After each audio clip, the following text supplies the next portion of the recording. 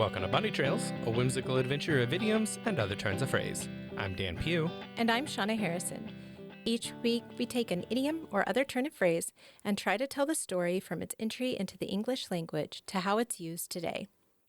Welcome to another Quick Quips episode, where we look at phrases that, for whatever reason, don't fit into our regular format. Today, we're tuning in to the phrase, Roger that. Tuning in is very good. Well done. Thanks. Well, good wordplay. According to Oxford English Dictionary, Roger means, quote, to acknowledge a radio message, instruction, etc. as received and understood. Also in extended use, to agree with, to assent to, end quote. So back in the long ago, Morse code was a standard in sending messages quickly. However, it still wasn't as fast as desired, so a lot of shorthand was developed. To indicate that a message was successful, one would respond with received, and this was quickly adapted to the single letter R. Move forward a little to the 1940s-ish, and people had use of two-way radio. The single letter R was extended to a longer term, just not the same one. Roger represented the letter R in the spelling alphabet that was used by the British RAF and the American military. This was a different alphabet from the one many know today, which goes Alpha, Bravo, Charlie, and so on. Well, since 1956, the phonetic alphabet has used Romeo for the letter R. Okay, so what you're saying is that it started with, they wanted to shorten received in Morse code to simply R. But then they were used to just doing R for received, but then they had to make it bigger again for clarity purposes. For clarity over purposes, radio. right. Yeah. So they came back to Roger that. Okay. Correct. Instead of received. Yeah. Okay. All right. So, Okay, so the point would be that if it's the same amount of syllables, then what are they even doing? They're just saying it out loud. Well, it's one of those things that's like the habit was saying R, and so it had its own, like the letter R, just saying R had its own meaning, right? Right. And it wasn't. But Roger meant R, so yeah. Good night. Yeah. Okay. That's hilarious. It was like, actually, we already have a word for that, but okay. That's very funny. Yeah. A humorous example of Roger being used in aviation communication appears in March 10th, 1949, and this is an edition of the Lexington Advertiser out of Mississippi. And here's that excerpt. Quote, Lieutenant Ormond C. Fowler, USN, I learned that the Air Force does not consider wheels to be an automobile. He taxied into his hard stand, or parking ramp, at Rhine, Maine, one morning after a flight to Berlin, called the tower and requested that a set of wheels be sent out to the plane. The tower rogered. When Fowler cut the engines of his R5D, he saw not the crew pickup he had expected, but a set of nose and main gear wheels. Wheels, to the Air Force, are wheels. End quote. to the Navy, wheels are a truck to drive us around in. Yeah, apparently Air Force are like, you have wheels on your plane. We brought you wheels for your plane. What did you ask? That's what you asked for. You asked for wheels. We brought you wheels. The tower rogered, though. Classic misunderstanding. Yep, love it. The phrase was also used in spaceflight communication. This example comes from the 1962 book titled Into Orbit by the 7 astronauts of Project Mercury, and the U.S. version is titled We 7 by the astronauts themselves. That's less good. I don't, you know what? I don't know. In one excerpt, astronaut John Glenn is quoted as he describes receiving information during one of his missions. Quote, both of these readings were within limits, and I rogered the message, end quote. Rogered. Boy, I don't like the way this word's being used in this way. I mean, no. Yeah, it was, what is that called? It was verbified. Verbified. We done rogered it. Yeah, we've been verbifying things in English for much longer than any of us or our grandparents have been alive, so. Yeah, for sure. The Apollo missions, part of Project Apollo, took place from 1961 to 1972. With the first crewed flight launching in 1968 and the moon landing in 1969. During these missions, communications between astronauts and mission control were broadcast live, and major moments were followed by audiences around the world. Listeners regularly heard astronauts and flight controllers using standard radio language, especially the word Roger, message received and understood. Over time, repeated exposure helped make this one of the most recognizable terms from space communication, and, naturally it became a thing. And many do believe the widespread broadcasts from programs like Apollo helped make Roger and Roger that more familiar to the public and kind of reinforcing their use as a simple, recognizable form of acknowledgement beyond strictly that military and aviation context. Because, people were hearing it even if, whether they spoke English or not, even. Well, next up, we'll look at just how the phrase is used today. But first, a quick thank you to our sponsors.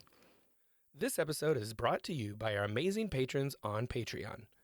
It's 100% free to join the Bunny Trails community, so give our weekly discussions and poll questions a try.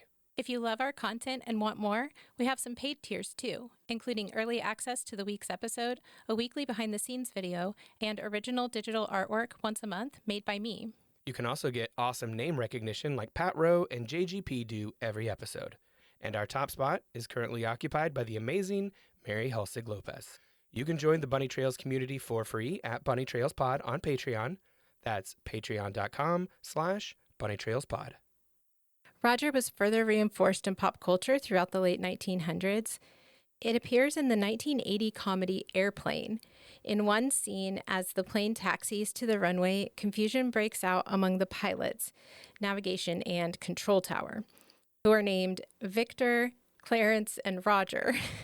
Nice. It leads to a rapid exchange of Roger and Roger that, as well as some confusion when asking for their vector. What's your vector, Victor? And requesting clearance. Clarence? Clarence? What? Yeah. So they each continue responding to their name being said, as well as to the words that sound like their names, such as the acknowledgement of Roger that being given. So it's a lot of fun. Nice. We'll talk a little bit more about confusing radio jargon in our behind the scenes video, and that airs every Friday on Patreon. That's at patreon.com/bunnytrailspod. The phrase also shows up in the TV series Star Wars: The Clone Wars, which aired 2008 to 2020. In the show, the battle droids frequently respond with Roger, Roger. Roger, Roger. Roger, Roger. Roger, Roger. In a clip shared by Star Wars, the droids quickly agree to search for a Jedi on Rhodia, responding with their usual Roger, Roger. The repetition makes the line feel mechanical and honestly a bit humorous. There are numerous droids and they all keep repeating Roger, Roger back and forth.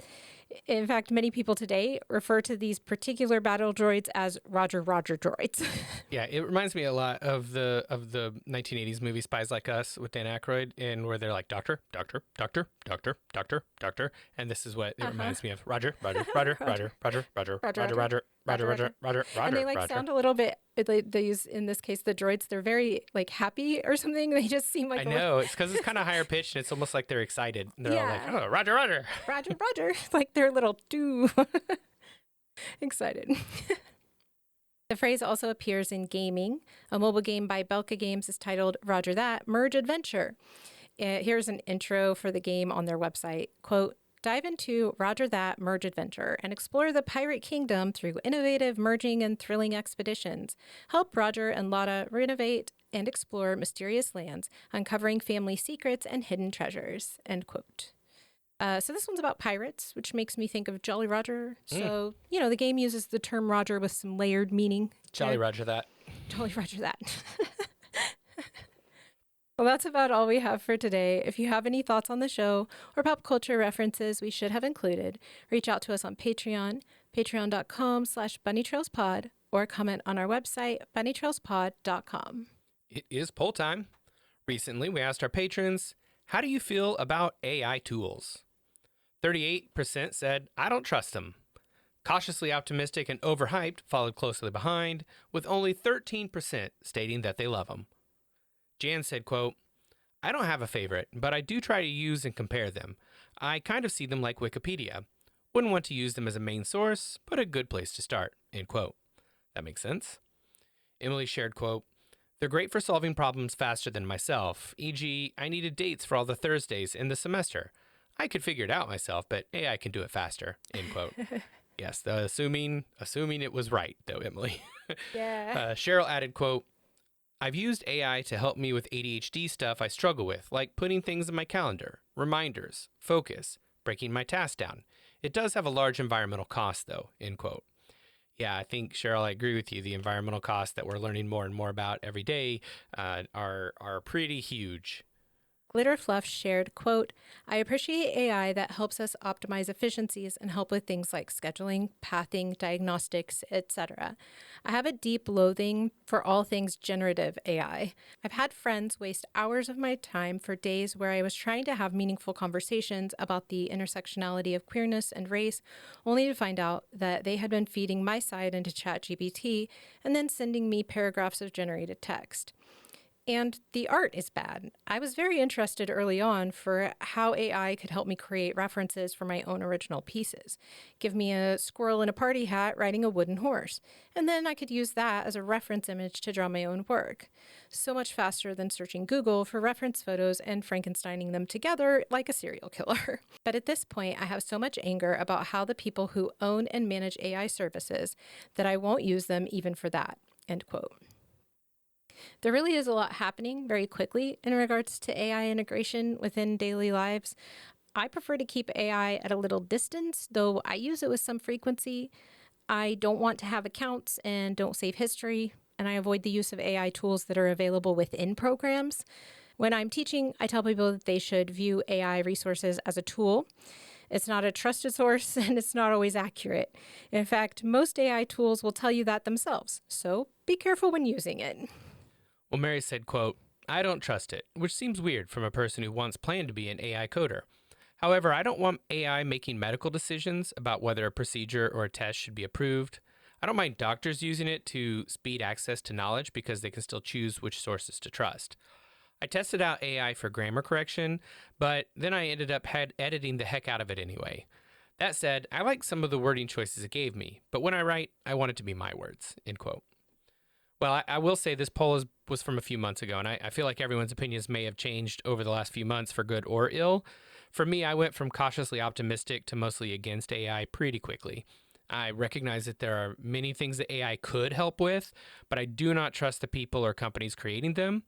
There's a meme with an image of the old Jetsons TV show. And in the first panel, it's the AI robot, Rosie, I think was her name. She's doing chores while George Jetson, the titular character, is painting. And that panel was titled What We Thought AI Would Be Used For. And the second panel, What AI is Actually Used For, their roles are reversed. So you see Rosie is over here painting while George is vacuuming or whatever. Yeah. And I think that speaks to how companies are stealing human art to train AIs, and then they're replacing human artists with AI creation. And between the environmental problems with it, the fact that it just continues to be trained on people's intellectual property and intellectual ideas, and then spit out Ship of Theseus style for somebody else to claim that they did it, I just see AI in almost every way is being used to make things worse and not make things better. So nothing against the few people out there who found ways to make it beneficial for them, but I'm pretty anti-AI at this point, and I just don't have the faith in the sector that is developing these tools that they're doing anything that will be helpful for humankind with these tools. Right. Well, as a reminder, our silly polls mean absolutely nothing and are not scientifically valid. But patrons of all levels, including our free tiers, can take part. Head over to patreon.com/bunnytrailspod to take this week's poll. Thanks for joining us. We'll talk to you again next week. Until then, remember, words belong to their users.